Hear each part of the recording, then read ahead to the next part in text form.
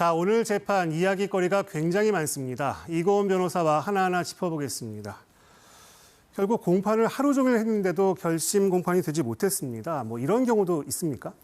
굉장히 이례적이다라는 생각이 듭니다. 저도 형사 전문 변호사로서 다수의 재판도 실제로 참여해보기도 했고 공판 검사로서도 많은 재판에 참여를 해봤지만 사실상 서증조사가 이렇게 한 피고인에 대해서만 7시간 이상 진행된 것은 처음 보았을 정도로 굉장히 이례적이다라는 생각이 듭니다. 좀 전에 기자의 리포트에서 보셨던 것처럼 사실상 직위원재판부는 오늘 무조건 결심을 하겠다라는 의지를 밝혔음에도 불구하고 결국 13일로 추가 기일을 지정을 했고요. 그럼에도 불구하고 현재 지금 시간에도 계속해서 재판 진행되고 있습니다. 지금 김용현 전 장관 측의 이 서증조사도 마무리하겠다는 것이고 남은 시간 동안 노상원 전 사령관 또 김용군 전 헌병대장에 대한 서증조사까지 모두 마무리한 후에 오늘 재판 마무리하겠다는 것이고요. 13일 재판부터는 윤 전 대통령의 서증조사와 또 특검의 구형 등으로 반드시 13일 재판 때는 결심 절차를 마무리하겠다라고 직위원 재판장이 밝히기도 했습니다. 네, 그 서증조사가 뭔가요? 서증조사라는 것이 그 문구에서 드러나듯이 이 서면으로 된 증거를 조사하는 것이다라고 이해하시면 될 것 같습니다. 즉, 이 증거로 제출됐던 이 서면들을 하나하나 실물화상기에 띄우고 입증 취지는 무엇인지 또 피고인이 해당 문서로 된 증거에 대해서 어떻게 생각하는지 탄핵할 만한 증거가 있는지 이런 것들에 대한 의견을 밝히는 것이 서증조사다 이렇게 이해하시면 될 것 같습니다. 그러면 이렇게 오래 걸리는 이유는 뭡니까? 사실상 아까 제가 말씀드렸듯이 보통 피고인 측에서 서증조사가 통상적으로는 30분 안에 끝나는 것이 통상이거든요. 그런데 재판이 구체적으로 시작되기 전에 윤 전 대통령 측의 변호인이 이전에 있었던 특검 측에서도 이 증거 조사를 하는 데에 7시간 반가량을 소요했기 때문에 모든 피고인도 동일하게 7시간 30분 이상이 동등하게 보장되어야 된다라고 이야기를 하면서 윤 전 대통령의 서증조사만 6시간에서 8시간 정도가 걸릴 것이다라고 이야기하기도 했습니다. 그리고 실질적으로 김용현 전 장관 측 변호인이 서증조사에 쓴 시간만 7시간이 넘거든요.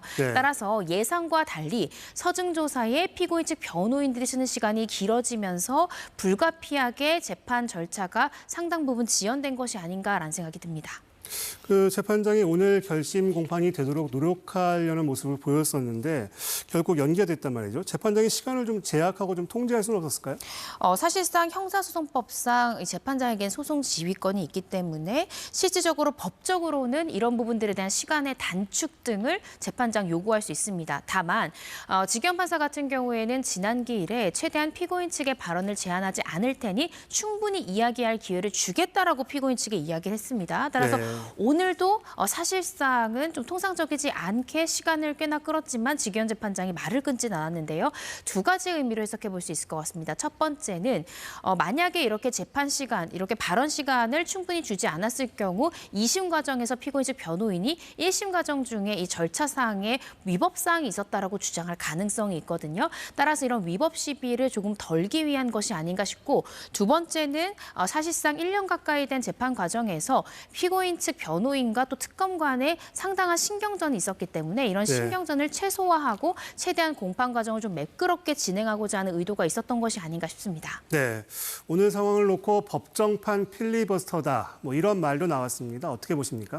네, 저도 사실상 그렇게 생각이 드는데요. 아까 제가 말씀드렸듯이 보통의 서증조사는 30분 안에 끝나는 것이 통상적입니다. 아무리 증거 기록이 수만 페이지가 되는 쟁점이 복잡한 사건도 제가 검사로 재직했을 때도 서증조사가 1시간을 넘지 않았거든요.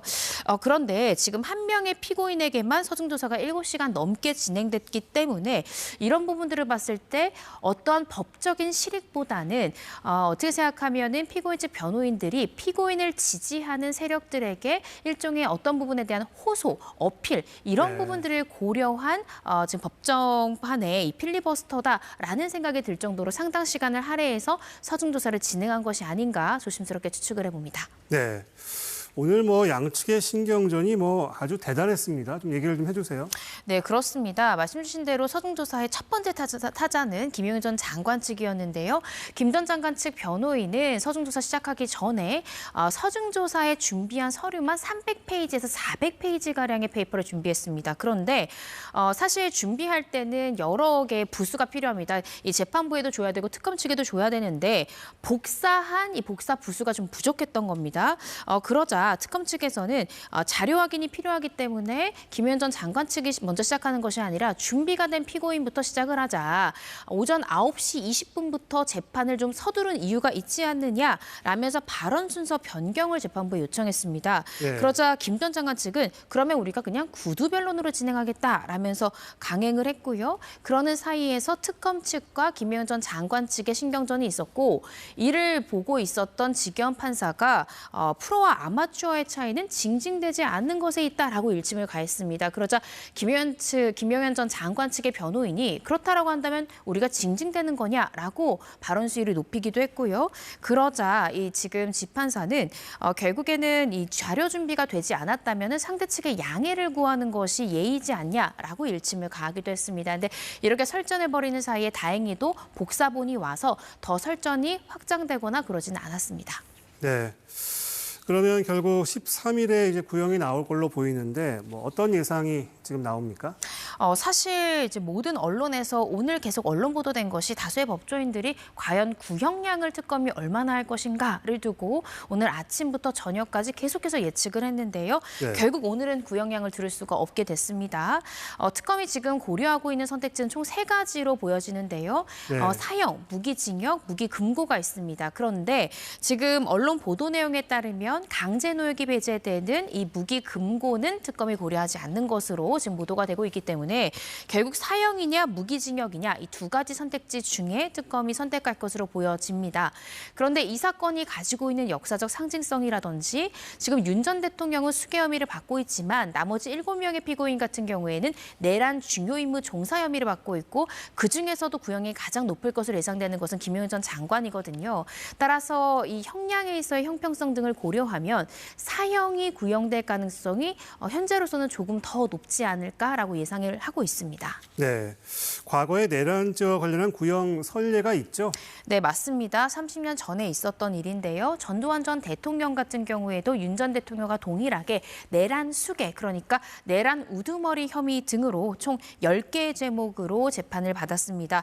당시에 검찰의 구형은 사형을 구형했고요. 실제로 1심에서도 사형이 선고됐습니다. 그런데 2심 이후부터 무기징역형으로 선고 형량이 다소 줄어들었고 최종적으로 무기징역형이 확정이 됐고요.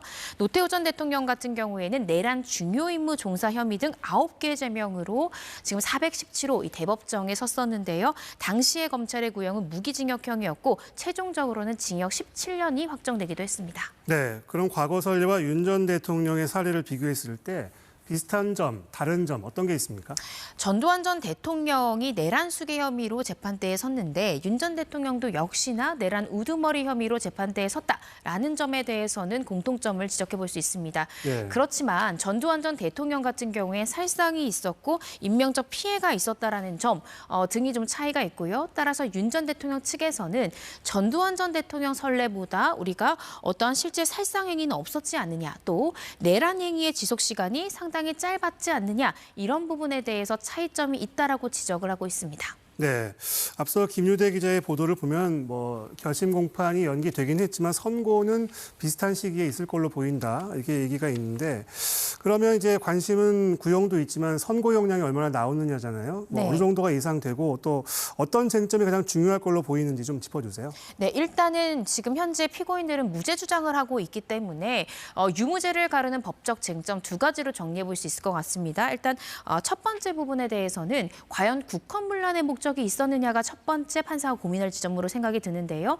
윤 전 대통령은 지금 야당의 폭거 등으로 전국을 제대로 운영할 수 없다라는 점에서 국민들에게 경고성 계엄을 할 목적이었지 국헌문란의 목적은 없었다라고 주장하고 있는 반면 특검에서는 포고령 1호부터 이 국회 일체 활동을 금한다라는 점이 있기 때문에 그 자체가 국헌문란의 목적이 인정된다라고 맞서기 때문에 이 부분에 대해서 판사의 판단을 좀 봐야 될 것 같습니다.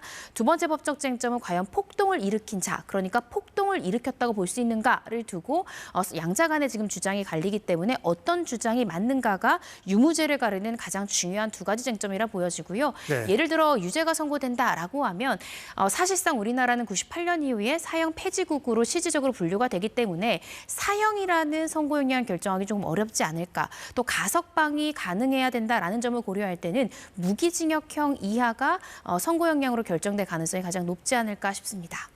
네, 이고은 변호사였습니다. 말씀 잘 들었습니다.